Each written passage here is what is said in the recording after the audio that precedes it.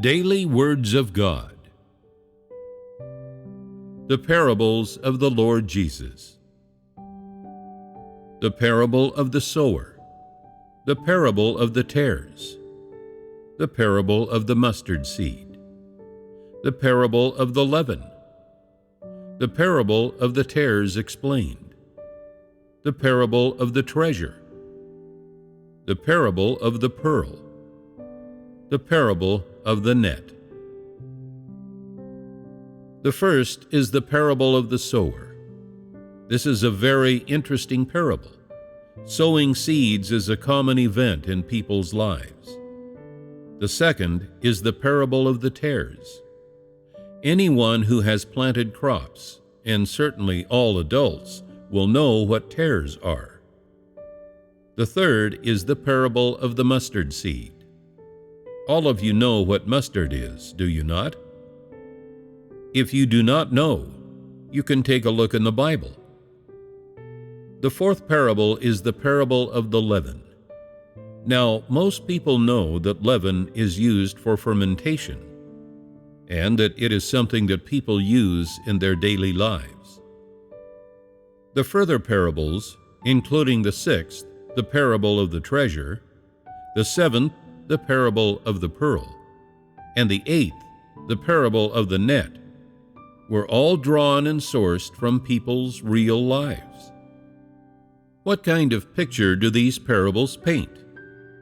It is a picture of God becoming a normal person and living alongside mankind, using the language of life, human language, to communicate with humans and to provide them with what they need.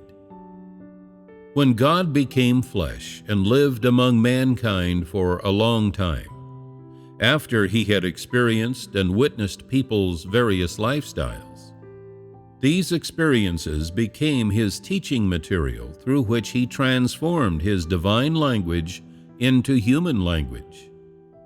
Of course, these things that he saw and heard in life also enriched the Son of Man's human experience. When he wanted people to understand some truths, to understand some of God's will, then he could use parables similar to the ones above to tell people about God's will and his requirements of mankind. These parables were all related to people's lives. There was not a single one that was out of touch with human lives. When the Lord Jesus lived with mankind, he saw farmers tending their fields, and he knew what tares were and what leavening was. He understood that humans love treasure, so he used the metaphors of both the treasure and the pearl. In life, he frequently saw fishermen casting their nets. The Lord Jesus saw this and other activities related to human life, and he also experienced that kind of life. Just like every other normal human being, he experienced human daily routines and their eating 3 meals a day. He personally experienced the life of an average person and observed the lives of others. When he observed and personally experienced all of this, what he thought of was not how to have a good life or how he could live more freely and comfortably. Instead, from his experiences of authentic human life, the Lord Jesus saw the hardship in people's lives. He saw the hardship, the wretchedness, and the sadness of people living under the domain of Satan and living a life of sin beneath Satan's corruption. While he was personally experiencing human life, he also experienced how helpless people were who were living amongst corruption, and he saw and experienced the miserable conditions of humans who lived in sin, who lost all direction amidst the torture to which they were subjected by Satan and by evil. When the Lord Jesus saw these things, did he see them with his divinity or with his humanity? His humanity really existed and was very much alive. He could experience and see all of this. But of course, he also saw these things in his essence, which is his divinity. That is, Christ himself, the Lord Jesus, who was a man, saw this. And everything he saw made him feel the importance and the necessity of the work he had taken on during this time that he lived in the flesh. Even though he himself knew that the responsibility he needed to take on in the flesh was so immense, and he knew how cruel the pain would be which he would face, when he saw mankind helpless in sin, when he saw the wretchedness of their lives and their feeble struggles under the law, he felt more and more grieved, and became more and more anxious to save mankind from sin. No matter what kind of difficulties he would face, or what kind of pain he would suffer, he became increasingly resolved to redeem mankind who was living in sin. During this process, you could say that the Lord Jesus began to understand more and more clearly the work he needed to do and what he had been entrusted with. He also became increasingly eager to complete the work he was to take on, to assume all of mankind's sins, to atone for mankind so that they no longer lived in sin, and at the same time, God would be able to forgive man's sins because of the sin offering, allowing him to continue to further his work of saving mankind. It could be said that in the Lord Jesus' heart, he was willing to offer himself up for mankind, to sacrifice himself. He was also willing to act as a sin offering, to be nailed to the cross, and indeed, he was eager to complete this work. When he saw the miserable conditions of human life, he wanted even more to fulfill his mission as quickly as possible, without the delay of a single minute or even a single second.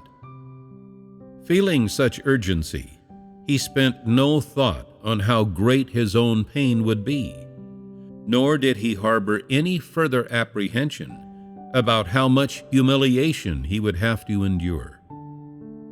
He held just one conviction in his heart. As long as he offered himself up, as long as he was nailed to the cross as a sin offering, then God's will would be carried out, and God would be able to commence new work. Mankind's life and their state of existence in sin would be completely transformed. His conviction and what he was determined to do were related to saving man, and he had only one objective, which was to do God's will so that God could successfully begin the next stage of his work. This was what was in the Lord Jesus' mind at the time. Living in the flesh, God incarnate possessed normal humanity. He had the emotions and the rationality of a normal person.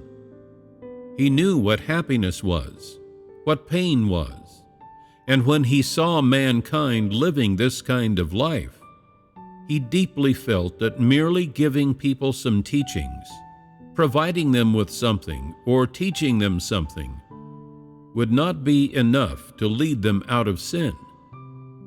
Neither could just having them obey the commandments redeem them from sin. Only when he took on humanity's sin and became the likeness of sinful flesh could he win mankind's freedom and God's forgiveness for mankind in exchange.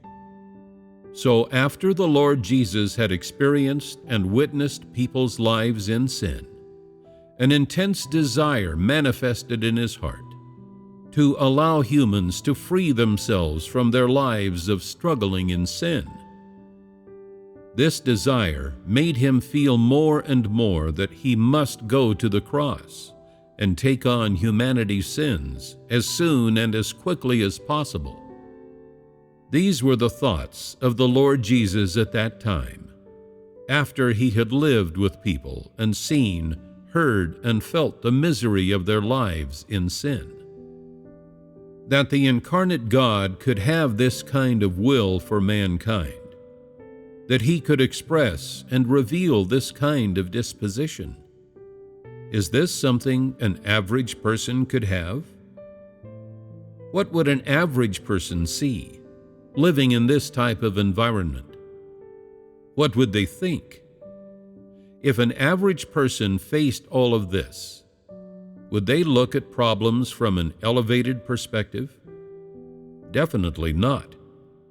Although the outward appearance of God incarnate is exactly the same as a human, and although he learns human knowledge and speaks human language, and sometimes even expresses his ideas through mankind's own methods or ways of speaking, nevertheless, the way he sees humans and sees the essence of things is absolutely not the same as the way corrupt people see mankind and the essence of things.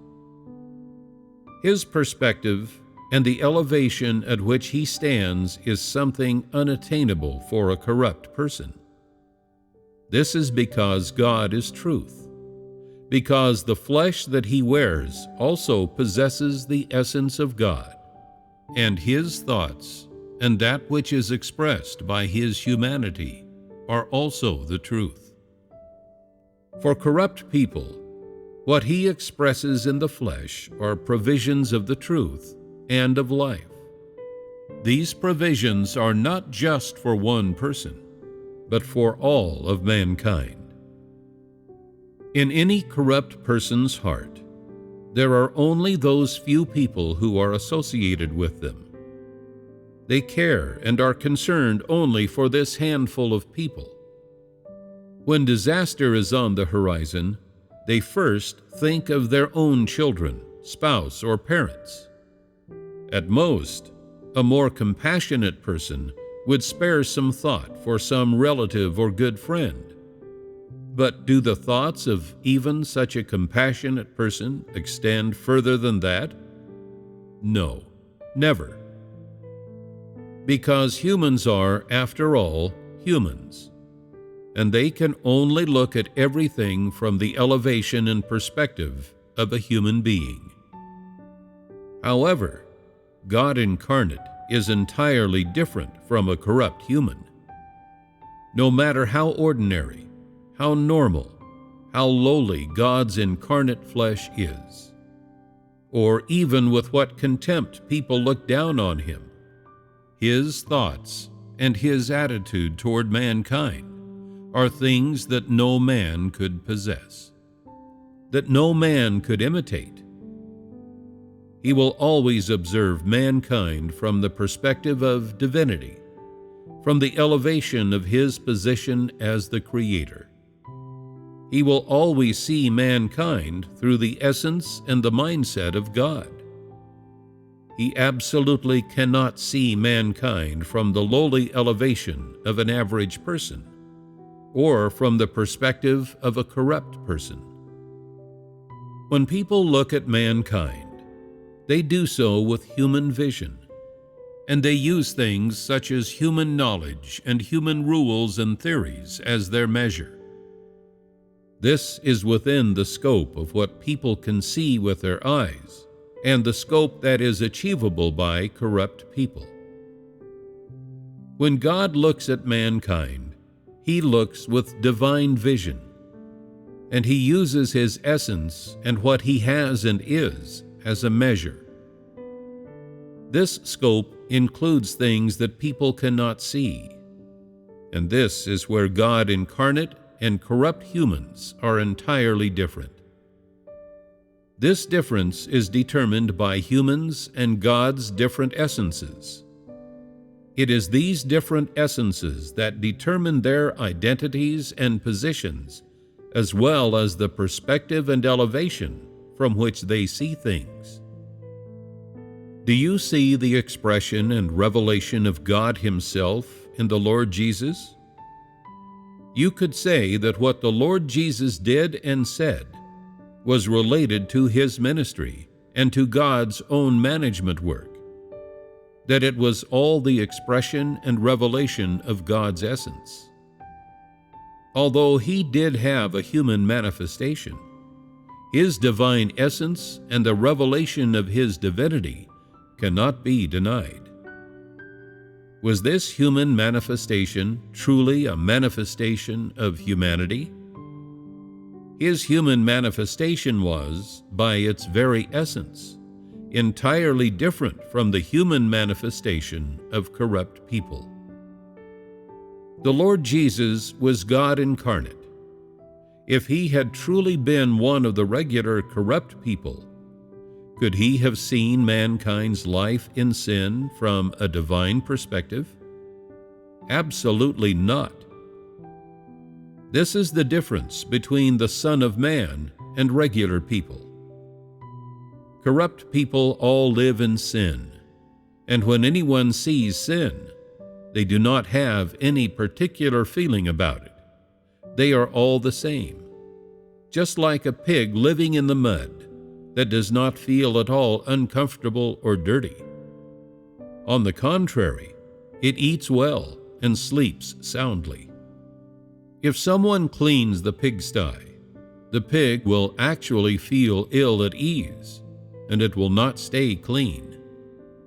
Before long, it will once again be rolling around in the mud, completely comfortable, because it is a filthy creature.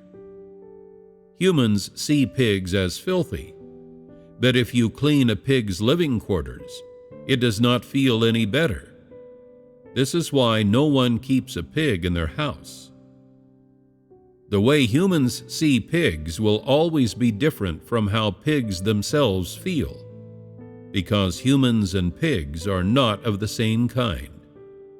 And because the incarnate Son of Man is not of the same kind as corrupt humans, only God incarnate can stand at a divine perspective, at the elevation of God, from where He sees mankind and everything.